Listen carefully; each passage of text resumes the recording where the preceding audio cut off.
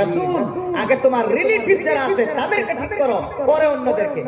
এখন অনেক মুবাল্লিগদেরকে দেখা যায় নিজের ছেলে মেয়ের কোনো ভাস্তা নাই, পর্দার কোনো খবর নাই, নামাজের কোনো হিসাব নাই, 3 চিল্লা 10 চিল্লা 15 চিল্লা মারতেছে। আমি চিল্লার খারাপ কইতাছি না, অনেক জরুরি, অনেক জরুরি। তবে এই নিজের অন্তরটাকে আগে পরিষ্কার করতে হবে। অন্তর পবিত্র লইয়া দাঁড়িয়ে দাওয়াত দিতে যাইব 100 হইতো না, 100 হইব। অন্তর পবিত্র লইয়া নিজের ভিতরে হিংসা লইয়া কেউ যদি হিংসার বিরুদ্ধে বয়ান করে 100 হইতো না, করতে পারে না, তাহলে সে কোনদিন নবীর মিশনের দাওয়াত দিতে পারে না। কারণ কোরআন শুদ্ধ করে না বললে আর কোরআন হয় না। রাসূল কি জন্য দুনিয়ার মধ্যে এসেছিলেন? আল্লাহ রাব্বুল আলামিন ইব্রাহিম আলাইহিস সালাম দোয়া করেছেন, রব্বানা ওয়া বা'আথ ফীহিম রাসূলাম মিনহুম ইয়াতলু আলাইহিম আয়াতিক।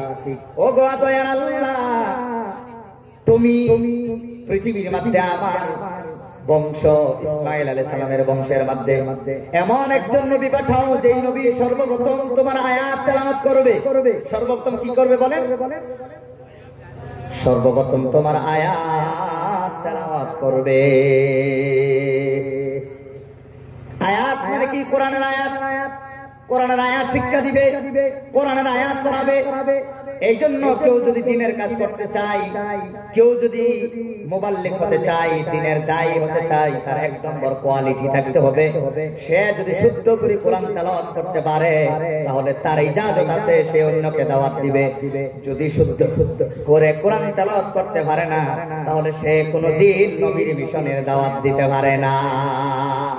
কারণ কোরআন শুদ্ধ করে না বললে আর কোরআন থাকে না, অন্য কিছু হয়ে যায়। উদাহরণ দেই, আল্লাহ সূরা ইখলাসের মধ্যে বলছেন, কুল হুয়াল্লাহু আহাদ। হে নবী তুমি বলে দাও আল্লাহ একজন। ওহন যদি কেউ কুল বড় কাফের জায়গা যদি কুল হুয়াল্লাহু আহাদ পড়ে তাহলে কি হইব? কুল হুয়াল্লাহু আহাদ পড়ার অর্থ হইল নবী তুমি খাও, আমি একজন। আল্লাহ কয় কও, আমি কইলাম খাও। কই কোরআন কও না খাও? কোরআনও কি আছে? কও আছে না খাও আছে? আছে কও। আমি যে খাও কইলাম, তাহলে এটা কোরআন রইল, আল্লাহর কথা রইল না আমার কথা হইল? তাহলে যে এতটুকু পার্থক্য করতে পারে না, হ্যাঁ দ্বীনের দাওয়াত কিভাবে দিব? এই জন্য সহি শুদ্ধ কোরআন তেলাওয়াত যার নাই, সে দ্বীনের দাওয়াত দিতে পারবে না। এখন বলেন সহি শুদ্ধ ভাবে, একমাত্র সহি শুদ্ধ ভাবে কোরআন শিক্ষা দেওয়া হয় এলপি স্কুল না শুধুমাত্র মাদ্রাসায়? বলেন একমাত্র মাদ্রাসায় সহি শুদ্ধ ভাবে কোরআন শিক্ষা দেওয়া হয়।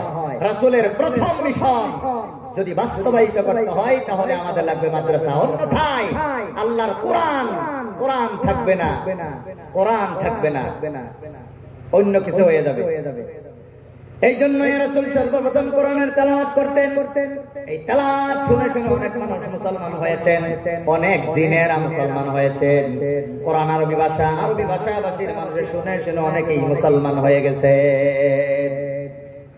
কোরআন তেলাওয়াত শুদ্ধ করার পরে রাসূল 2 নম্বর আর একটা দায়িত্ব দিয়ে আল্লাহ তাআলা পাঠিয়েছিলেন, সেটা হলো ওয়ায়ুআল্লিমুহুমুল কিতাব। উনি কিতাব শিক্ষা দিবেন। কিতাব মানে আল কিতাব মানে আল কোরআন। কোরআন শিক্ষা দিবেন, কোরআনের ব্যাখ্যা বিশ্লেষণ তাফসীর কোরআন টোটালি আপনাদেরকে বুঝাইয়া দিবেন।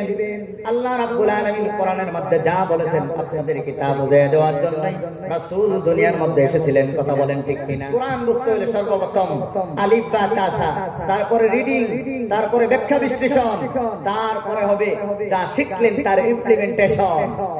কোরআনে যা পাইলেন তারপরে তার বাস্তবায়ন করার যেই হিকমত, যেই প্রসেস রাসূল সেটা শিক্ষা দিয়েছিলেন। মাসলা মাসাইল, কোন কাজ কিভাবে করতে হবে, কোন কাজ কিভাবে করলে অ্যাকসেপ্টেবল হবে, কোন কাজ কিভাবে করলে আল্লাহ গ্রহণ করবে না, সেই শিক্ষা রাসূল দিয়ে গেছেন।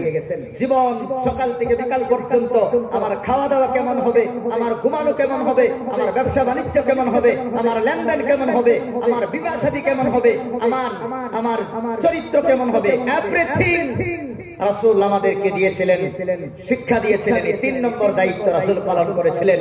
কোরআন শিক্ষা দিয়ে আমাদেরকে হিকমত শিখিয়ে গেছেন, কোন কাজ কিভাবে করলে কিভাবে আমরা ফলপ্রসূ হব, এই শিক্ষা রাসূল দিয়ে গেছেন। 4 নম্বর আরেকটা কাজ হলো